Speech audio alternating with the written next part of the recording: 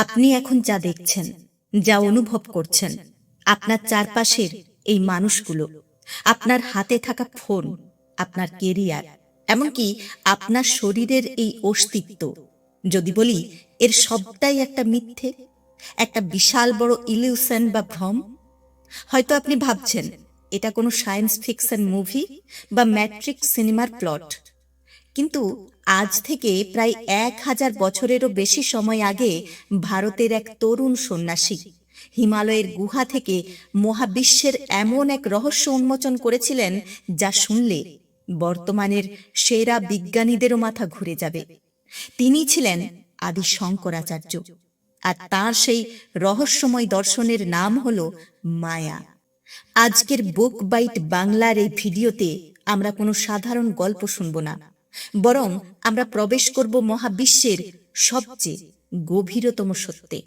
আমরা জানব কেন আমরা আসলে সুখী হতে পারছি না, এবং কেন আদি শঙ্করাচার্য বলেছিলেন ব্রহ্ম সত্য জগৎ মিথ্যা। তৈরি তো? চলুন গভীরে যাওয়া যাক।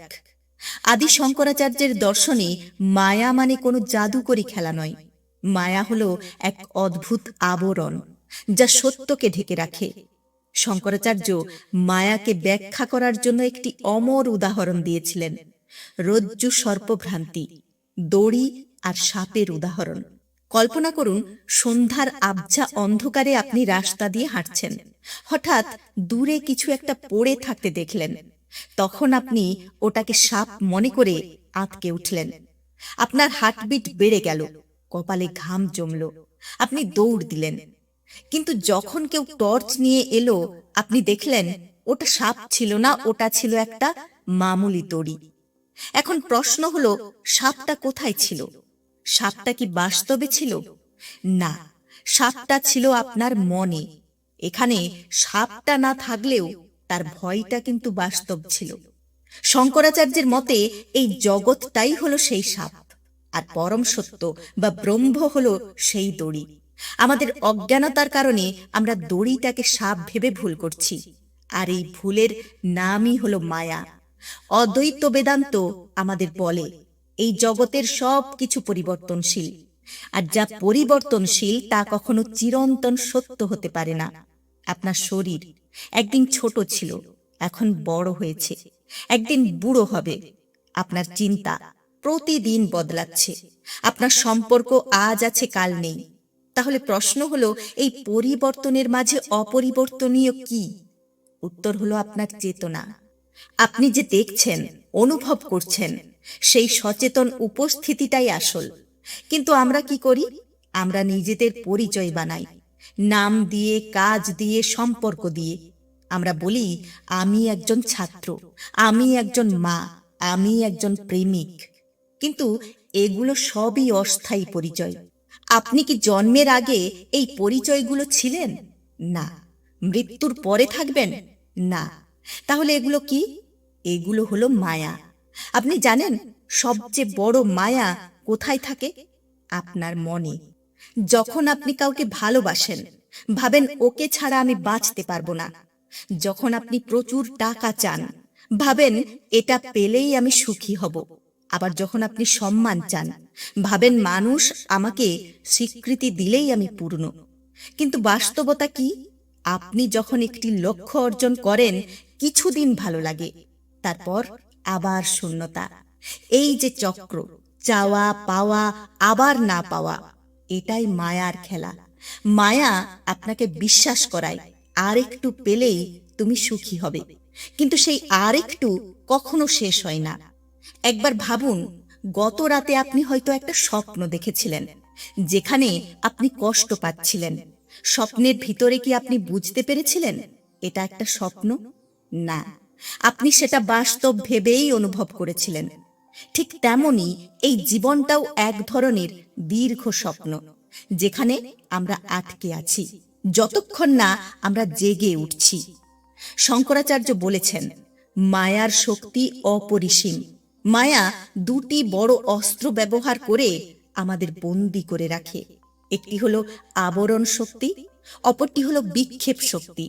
আবরণ শক্তি আমাদের চোখ থেকে সত্যকে ঢেকে দেয়, আপনি নিজেকে কেবল একটি দেহ বা একটি নাম ভাবছেন। আপনি ভুলে গেছেন যে আপনি আসলে অবিনশ্বর এক আত্মা।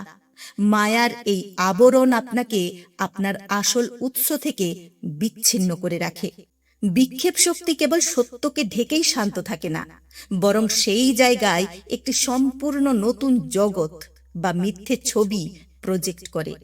যেমন সিনেমা হলে প্রজেক্টের আলো সাদা পর্দাকে ঢেকে দেয় এবং সেখানে পাহাড়, নদী, যুদ্ধ বা প্রেমের গল্প তৈরি করে। পর্দা এক থাকলেও আমরা ছবির মোহে পর্দার অস্তিত্ব ভুলে যাই।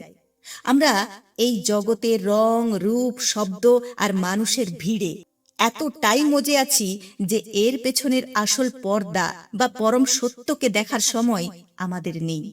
এবার আসা যাক সবচেয়ে গুরুত্বপূর্ণ প্রশ্নে। কেন আমরা এই ভ্রমটাকে এত সত্য বলে মনে করি? কারণ আমাদের অহংকার এবং আসক্তি। আমরা মনে করি এই যে ঘর বাড়ি, এই যে বিষয় সম্পত্তি, এই যে সম্পর্ক, এই সব কিছু চিরস্থায়ী। কিন্তু একটু ভেবে দেখুন তো, 100 বছর আগে এই পৃথিবীতে আপনি ছিলেন না, 100 বছর পর আপনি থাকবেন না। মাঝখানের এই সামান্য সময়টাকে আমরা বাস্তব বলে ধরে বসে আছি। শঙ্করাচার্য বলতেন, মায়া হলো একটি স্বপ্নের মতো। আপনি যখন রাতে স্বপ্ন দেখেন, তখন বাঘের তাড়া খাওয়াটা কিন্তু আপনার কাছে 100 ভাগ বাস্তব বলে মনে হয়। আপনি ভয়ে তখন চিৎকার করেন, কিন্তু যেই আপনার ঘুম ভেঙে যায়, অমনি বাঘ উধাও। তেমনি ভাবে যেদিন আমাদের আধ্যাত্মিক ঘুম ভেঙে যাবে বা জ্ঞান আসবে, সেদিন আমরা দেখব এই জগতের দুঃখ, কষ্ট, জন্ম, মৃত্যু সবটাই ছিল একটা দীর্ঘ স্বপ্ন। তাহলে কি আমরা এই মায়া থেকে বের হতে পারবো না? অবশ্যই পারবো। আদি শঙ্করাচার্য আমাদের জন্য 3টি রাস্তা রেখে গেছেন। 1 বিবেক, 2 বৈরাগ্য, 3 আত্মজ্ঞান। নিত্য এবং অনিত্যের মধ্যে পার্থক্য করতে শেখা, নিজেকে বারবার প্রশ্ন করা কোনটা ক্ষণস্থায়ী আর কোনটা চিরস্থায়ী, এর নামই হলো বিবেক।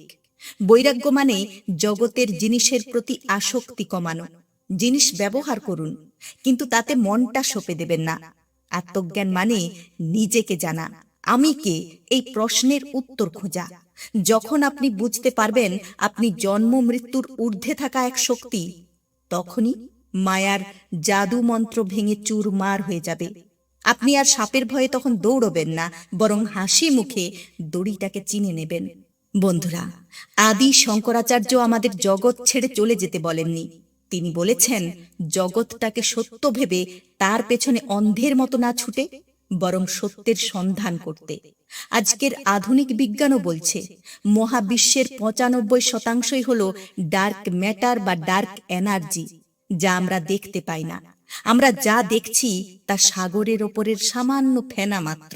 তাই পরের বার যখন আপনি কোনো সমস্যায় পড়বেন বা খুব মন খারাপ করবে, তখন মনে মনে নিজেকে বলবেন এটাও একটা মায়া। দেখবেন তখন ভেতর থেকে একটা অদ্ভুত শান্তি আপনি অনুভব করছেন।